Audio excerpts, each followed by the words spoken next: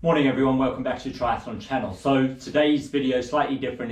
I'm going to share with you a strength and conditioning workout that I do.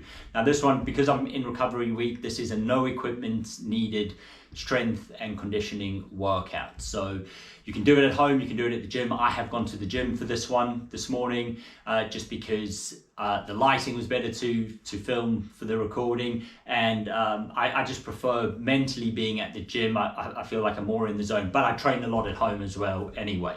So when we get to some of the, there's only one bit of equipment that I use, and it's a box for the box jumps, and you can use, and I use at home just dining room chair when I do it, or sometimes I build some stuff out of the garage, and anything where you can jump up onto. Now it doesn't necessarily have to be as high as the box that I've got in the video, or it can be higher. So anything where you basically jump. So it's the movement and that's you're going to get the gains from, not necessarily how high. And obviously if it's your first time doing them, then you want to progress up anyway. You're not going to go straight away to a 4-foot box as an example. So anyway, that is the only bit of equipment that you will need, but like I say, you can do it. And there are different variants to all of these exercises that you can do if you're not at the level of maybe strength where you need to be to fully perform them. I haven't shared the alternatives, but this one is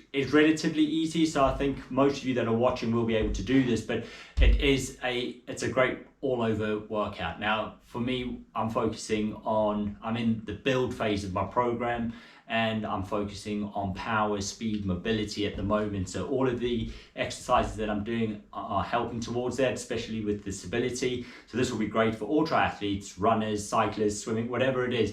These are all exercises that will help you. And ultimately, they've helped me a lot with staying injury free. And that's the main idea behind the strength sessions, is staying injury free, for me anyway. But they play a huge part in triathlon or any sport in general. So let's get into it.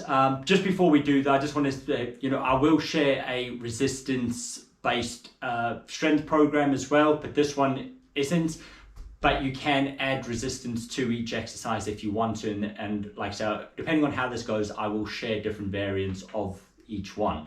But do not sacrifice form for resistance. So don't go up in weight if you're going to, for the sake of your form, but also you don't want to overdo it as well and ruin your session for the next day. So if you've got, say, a bike or run session tomorrow, you don't want to smash your legs today that you can't perform in that main session tomorrow. So the idea behind this is to build up gradually. You're doing this throughout the season anyway, and I tend to train, at the moment I'm doing a bit more, but as a general rule, if you look to do at least 1 to 2 sessions a week, 2 to 3 is what I've found works really well for me, although at the moment I'm doing probably 4, but they vary in intensities and weight bearing, etc. So hope that helps. Let's get straight into it.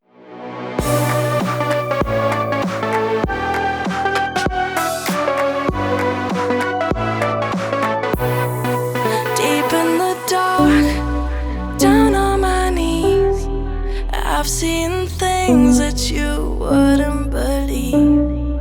I was lost until I found that I'm invincible.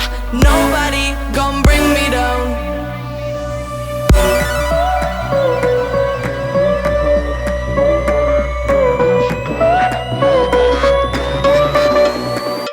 Here we go.